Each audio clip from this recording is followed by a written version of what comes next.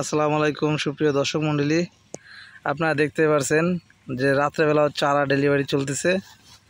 আর আমাদেরকে অনেকেই প্রশ্ন করে যে ভাই চারাটা একটু ভালো দিবেন। তো তাদের উদ্দেশ্যে আপনারা দেখতে পাচ্ছেন যে যে চারাগুলো আমরা যে দিচ্ছি সাইজগুলো আপনাদের দেখায় ৬-৭ ইঞ্চি সাইজ।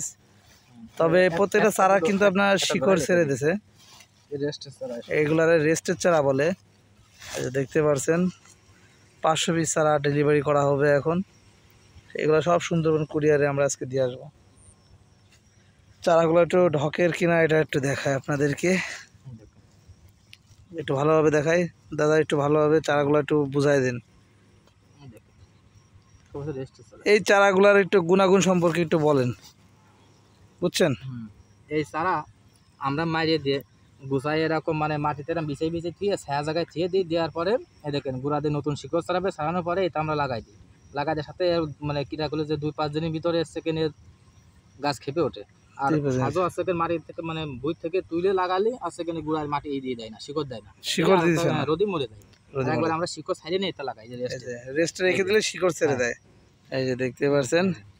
তো সবাই জানতে পারলেন যে এই যে অনেকে ভাববে যে ভাই এত ছোট চারা হলো আপনারা ডেলিভারি করতেছেন কেন, কিন্তু এটা রেস্টের চারা। এটা আপনারা যা ভাবতেছেন আসলে মূলত তা নয়। এই যে আপনারা দেখুন চারাগুলা, এই দেখেন সব নতুন শিকড়, খালি কাইটে মাটিতে দেওয়ার দরকার, কিছু না। দেওয়ার সাথে সাথে আপনার শিকড় গজায় যাবে। অনেকেই বলতেছে যে ভাই আমাদের 8-10 দিন লেগে যাচ্ছে, সেই ক্ষেত্রে হলো শিকড় ছাড়তেছে না। তা কিছু কিছু বিষয় আছে এরকম, যারা সমস্যায় ভুগতেছেন তারা আমার সাথে যোগাযোগ করবেন, অবশ্যই আপনাদেরকে জানাবো। এই যে দেখতে পাচ্ছেন রাত্রিবেলা আমাদের ডেলিভারি চলতেছে। মানে একটা ভদ্রলোক তিনি 500 পিস চারা নেবে, তার জন্য মূলত।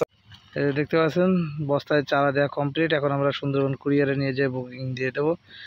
যারা আমাদের কাছ থেকে চারা সংগ্রহ করতে যাচ্ছেন বা পরামর্শ নিতে যাচ্ছেন, ভিডিওর উপরে আমাদের নাম্বারটি দেওয়া আছে, আপনারা যোগাযোগ করবেন। সারা বাংলাদেশে আমরা এভাবে চারা ডেলিভারি করে থাকি সততার সাথে। দিন রাত সার্ভিস। কি করেন? এই স্কাইটা আপনার পিছনে খুবই সুন্দর লাগতেছে, নীল। দাদার এই পাশটা খুবই সুন্দর, দেখতে পাচ্ছেন।